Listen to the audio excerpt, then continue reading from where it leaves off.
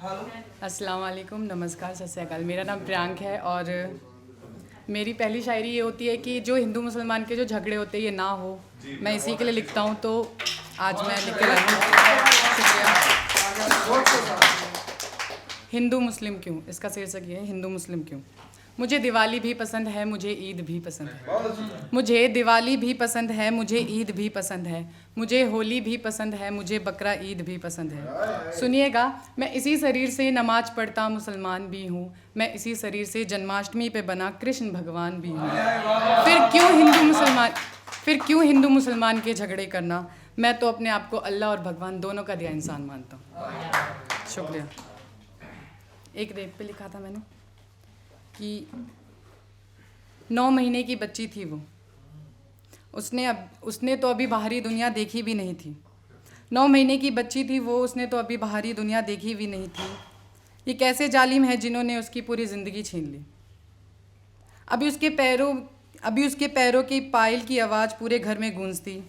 अभी उसके प्राप्त शिक्षा से क्या पता वो डॉक्टर, शिक्षक या कुछ और बनती। अपने हाथों से बने खाने की वाहवाही किसी के घर की बहू बनती, किसी के बच्चे की माँ बनती। जालिमों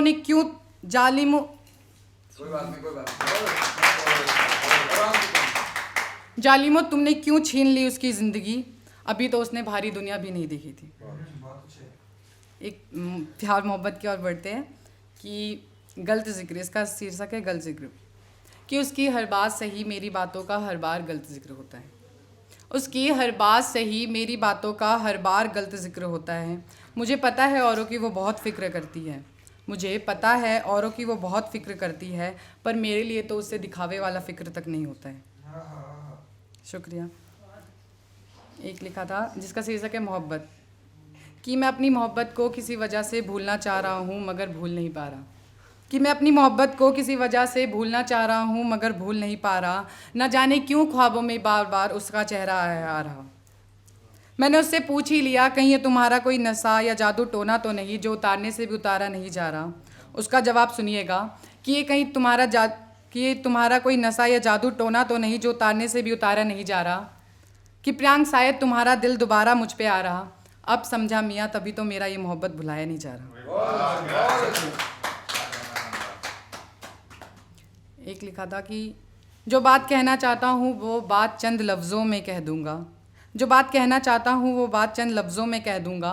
और तुम मेरे बारे में ना ही जानो तो सही है। और तुम मेरे बारे में ना ही जानो तो सही है, नहीं तो उठा ली जो कलम तो तुम्हारी औकात लिख दूँगा।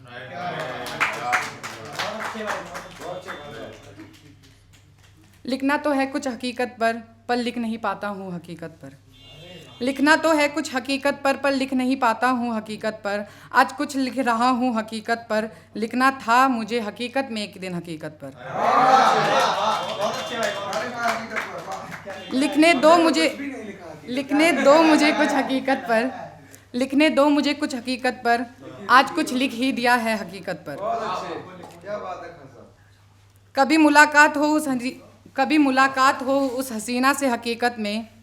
उसकी आँखों में मेरी आँखें, हाथों में मेरा हाथ, और उससे एक ही सवाल हो, क्या तुम हो सच में मेरी हकीकत में। और उससे मुझे ये पूछना है हकीकत पर, तभी लिखा है आज ये हकीकत पर। एक बर्ड के ऊपर लिखा था, जो मतलब वो बर्ड घोंसला बनाती है, तो कुछ लोग होते हैं जो सर्दियों में उनका घर तोड़ देते हैं। तो वो जो बताना चाहती है वो लिखा है मैंने कि दिन तो कट जाता है जाड़े में, दिन तो कट जाता है इस जाड़े में, रात क्यों आ जाती है इस जाड़े में। दिन तो कट जाता है इस जाड़े में, रात क्यों आ जाती है इस जाड़े में। रात को कुछ ज़्यादा सर्दी लगती है इस जाड़े में।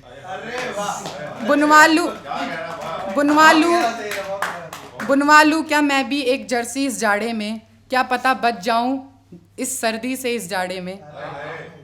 जाड़े में जाड़े से बचने के लिए घर ही तो होता है, फिर भी ना जाने क्यों तोड़ देते हैं कुछ इंसान इस घर को हर जाड़े में।